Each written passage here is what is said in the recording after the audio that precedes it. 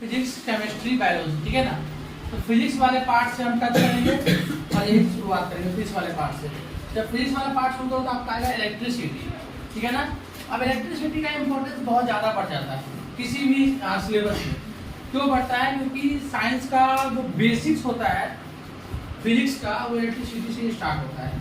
सबसे पहले तुमने शुरुआती क्लास में पढ़ा होगा कि ये देखो यहाँ पे हमने देखा होगा कि ये हमारा एक एटम होता था, इसके चारों बगल क्या होता था कि इलेक्ट्रॉन्स होते थे जो रिवॉल्व करते थे।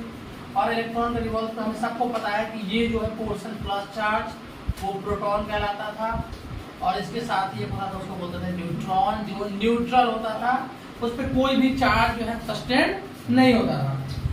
दूसरा, प्रोटॉन और न्यूट्रॉन के साथ तीसरा एलिमेंट जो उसके चारों बगल रिवॉल्व करता था उसके अराउंड में, जिसको हम बोलते थे कि ये इलेक्ट्रॉन है। जो हमेशा बोलते हैं कि एटम्स के सराउंडिंग रिवॉल्व अगर कोई चीज करता है, जो रिवॉल्वेशन होता है उसको हम इलेक्ट्रॉन बोलते हैं। जो उसके न्यूक्लियस में होता है, नाभि में, उसको हम प्रोटॉन बोलते हैं, जिसमें चार्ज होता है प्लस का। और न्यूट्रॉन जो आपका न्यूट्रल चार्ज है, इस पर कोई भी चार्ज नहीं होगा हमेशा से। तो सबसे पहली बात आपके दिमाग में आएगा कि चार्ज क्या होता है। चार्ज क्वेश्चन आता है कि चार्ज क्या है। देखो ध्यान देना, चार्ज कुछ भी नहीं है।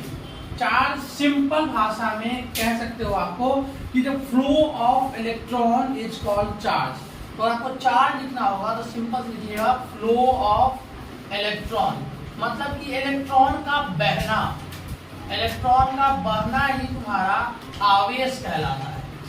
एकदम ध्यान रखना, flow of electron is called charge, ठीक है ना। सो नोट कर लो, इलेक्ट्रॉन का जो फ्लो होता है, इलेक्ट्रॉन का फ्लो हमारा चार्ज कहलाता है। हमेशा ध्यान रख लेना कि जो इलेक्ट्रॉन फ्लो करता है एक पर्पस में, एक फ्लोटेशन में, वो उसका क्या कहलाता है? चार्ज कहलाता है। दूसरी बात कि चार्ज है तो उसका कोई एसआई यूनिट भी होगा।